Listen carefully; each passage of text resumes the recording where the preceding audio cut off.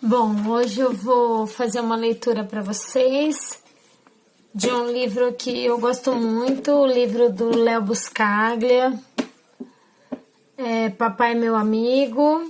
É um livro que eu descubro a cada dia que eu leio uma lição de vida. É um livro solidário, um livro amoroso, um livro que me leva para algumas viagens pessoais, é claro, mas que também tem me feito transferir esses sentimentos para as pessoas e que me ensina muitas coisas, ensina as pessoas também vários sentimentos de um ser humano maravilhoso que era o pai do Léo. Ele escreveu esse livro em homenagem aos pais, porém espelhando-se no pai dele, que era um ser humano fantástico. Eu vou ler, e o livro ele é dividido em capítulos que ele fala do pai dele, enquanto alguns personagens. Então, só para vocês terem uma ideia, os capítulos são assim, por exemplo. Ele fala papai, o livro se chama Papai Meu Amigo, e ele tem papai o marido, papai o educador, papai o filantropo, papai o filósofo, papai o patriota. E hoje eu vou começar esses vídeos lendo para vocês. Muita gente já conhece, vários professores que trabalham comigo, que passaram lá no meu trabalho, já viram e conhecem muito esse livro, porque ele realmente é um livro que me acompanha. E hoje eu vou falar sobre Papai, o Educador. Até porque faz parte totalmente do meu trabalho, e vocês vão ver como que o pai do Léo, há tantos anos atrás, ele já tinha em cada capítulo ele se mostrava essa personagem em que o Léo especificou aqui, neste caso, o educador. Então ele começa com uma citação do Mark Twain, que diz assim: quando eu estava com 14 anos, meu pai era tão ignorante que eu mal suportava a presença do velho. Porém, quando cheguei aos 21, fiquei atônito com o quanto ele aprendera em 7 anos. Eu acho fantástica também essa citação, porque eu acho que isso acontece com a gente. Na adolescência, a gente acha mesmo que os pais da gente são ignorantes por várias situações, né? E quando a gente cresce, a gente vê o quanto eles sabem e o quanto a gente devia e quanto a gente deve seguir os conselhos deles. Quando eu digo os pais aqui, esse é especificamente para o pai, a figura paterna, mas aqui eu digo os pais quando a gente tem que seguir pai e mãe mesmo. Então vamos lá, eu vou começar a ler Papai, o Educador. Papai tinha uma sabedoria natural. Não tivera uma educação no sentido formal. Quando crescera, na virada do século, numa aldeia muito pequena na Itália, rural setentrional, a instrução era para os ricos. Papai era filho de um lavrador paupérrimo. Costumava nos contar que não se lembrava de um único dia em sua vida em que não tivesse trabalhado. O conceito de não fazer nada nunca fez parte da vida dele. Na verdade, não conseguia compreendê-lo. Como era possível alguém não fazer nada? Foi retirado da escola quando estava na 5ª série, sob os protestos da professora e do padre da aldeia, os dois tendo visto nele um jovem com grande potencial para o aprendizado formal. Papai foi trabalhar numa fábrica, numa aldeia próxima, a mesma aldeia em que anos mais tarde veio a conhecer mamãe. Para papai, o mundo se tornou sua escola. Interessava-se por tudo, lia todos os livros, revistas e jornais em que podia pôr as mãos. Adorava reunir-se com as pessoas e escutar os anciãos da aldeia e aprender sobre o mundo exterior, para além dessa região minúscula e insular que fora o lar de gerações e gerações de Buscaglias antes dele. O grande respeito de papai pelo saber e o seu encantamento com o mundo exterior cruzaram os mares com ele e foram passados posteriormente à sua família. Estava resolvido a que nenhum de seus filhos deixaria de ter instrução se dependesse dele. Papai acreditava que o maior pecado de que éramos capazes era ir para a cama à noite, tão ignorantes quanto o éramos ao acordar naquele dia. Esta crença era repetida com tanta frequência que nenhum de nós podia deixar de ser afetado por ela. Há tanto que aprender ele nos lembrava. Embora nasçamos burros, só os burros permanecem assim, dizia meu pai. Para assegurar que nenhum de seus filhos caísse na armadilha da acomodação, ele insistia em que aprendêssemos ao menos uma coisa nova todo dia. Achava que não havia fato que fosse insignificante demais, que cada pouquinho de saber nos fazia uma pessoa melhor e nos garantia contra o tédio e a estagnação. E então, papai criou um ritual. Como a hora do jantar era a hora da família e todo mundo vinha para a mesa, a não ser se estivesse morrendo de malária, aquele parecia ser o fórum perfeito para partilhar as coisas novas que tínhamos aprendido naquele dia. Claro que em criança achávamos que isso era uma loucura completa. Não havia dúvida de que quando comparávamos essas preocupações paternas com as dos pais das outras crianças, meu pai era no mínimo esquisito. Nunca nos ocorreu negar um pedido de papai. Então, quando meu irmão, minhas irmãs e eu nos reuníamos no banheiro para nos arrumar para o jantar, a pergunta inevitável era: o que foi que você aprendeu hoje? Se a resposta fosse nada, não ousávamos nos sentar à mesa sem procurar primeiro um fato na nossa enciclopédia tão consultada. Bem, a população do Nepal é... Bom, agora, arrumadíssimos e armados com o nosso fato para o dia, estávamos prontos para o jantar. Ainda posso ver a mesa cheia de montanhas de comida.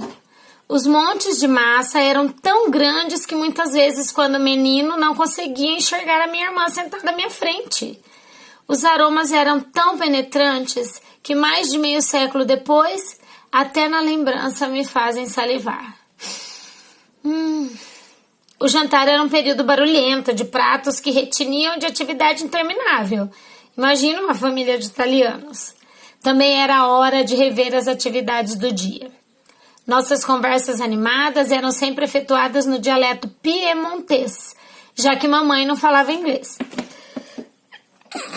Desculpa. Os acontecimentos que narrávamos, não importa o quão insignificantes, nunca eram desconsiderados. Mamãe e papai sempre ouviam com atenção e faziam o seu comentário, com frequência profundo e analítico, sempre objetivo. Você fez a coisa certa. Estúpido, como pode ser tão estúpido? Olha, você mereceu, hein? E agora? Bom, ninguém é perfeito. Testa dura, cabeça dura, não devia ter feito isso ou devia ter feito aquilo. Será que não lhe ensinamos nada? E por aí iam os comentários. Um diálogo terminava e outro começava. E então vinha o grande finale. Aquele grande finale de cada refeição. O momento que mais temíamos. A hora de partilhar o que for aprendido naquele dia. A impressão mental daquelas sessões ainda passa diante dos meus olhos como um trecho de filme familiar. Vital e vívido.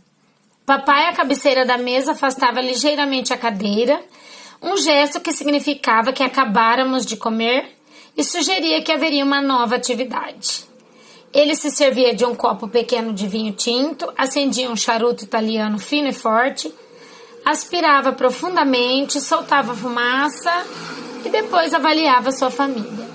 Isto sempre nos perturbava um pouco e ficávamos olhando também para papai, esperando que dissesse alguma coisa. De vez em quando ele nos explicava por que sempre fazia isso. Dizia-nos que se não tivesse um tempinho para olhar para a gente, logo estaríamos grande e ele perderia esta oportunidade. Portanto, ele nos fitava um após o outro e finalmente resolvia-se por um de nós. Felice, dizia para mim, me conte o que aprendeu hoje. Aprendi que a população do Nepal é... Silêncio.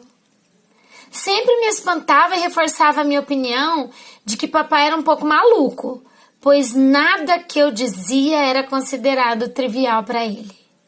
Primeiro ele ficava pensando no que fora dito, como se a salvação do mundo dependesse daquilo, da população do Nepal. E ele dizia, a população do Nepal, hã? População do Nepal. Ah, bem.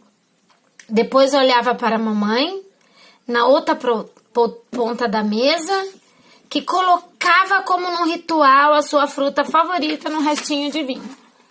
Mamãe, você sabia disso?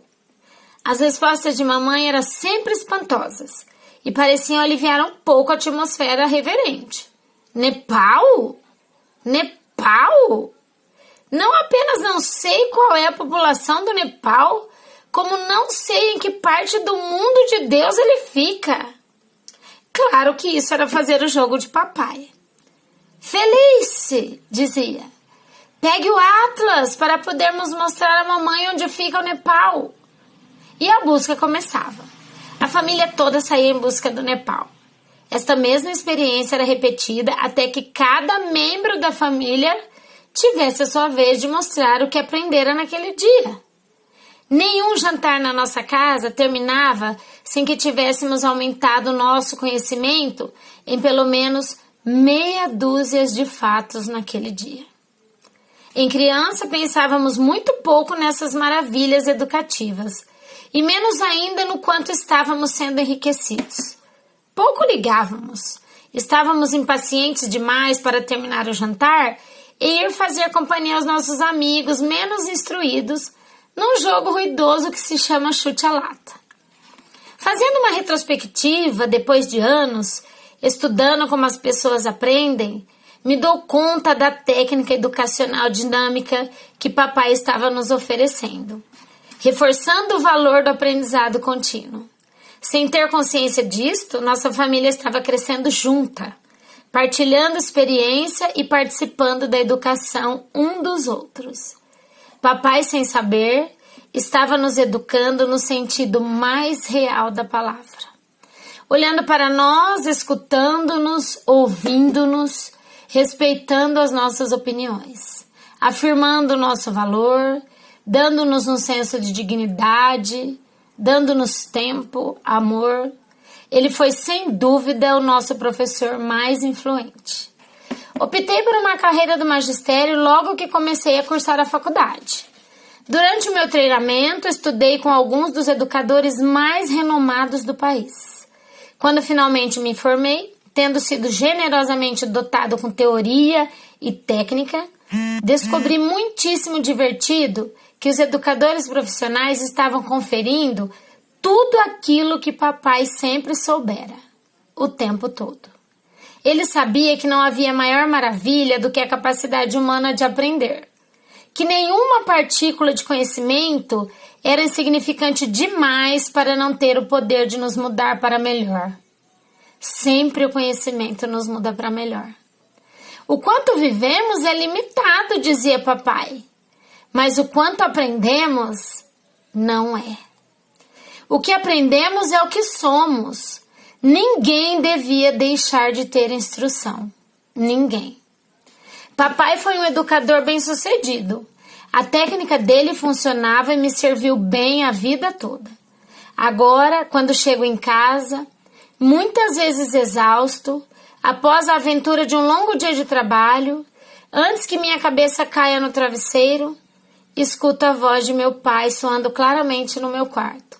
Felice, ele pergunta nos meus pensamentos. O que foi que você aprendeu hoje? Há certos dias em que não consigo me lembrar de uma única coisa nova que eu tenho aprendido. Fico surpreso em ver a frequência com que isso acontece, considerando que a maioria de nós circula no mundo conhecido e vive preocupada demais para se incomodar ou se empolgar com o desconhecido.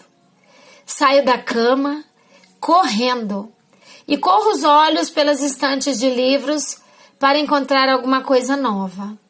Então, depois disto feito, papai e eu podemos descansar sossegados, certos de que o dia não foi desperdiçado. Afinal de contas, nunca se sabe quando o conhecimento da população do Nepal poderá vir a ser uma informação útil na sua vida.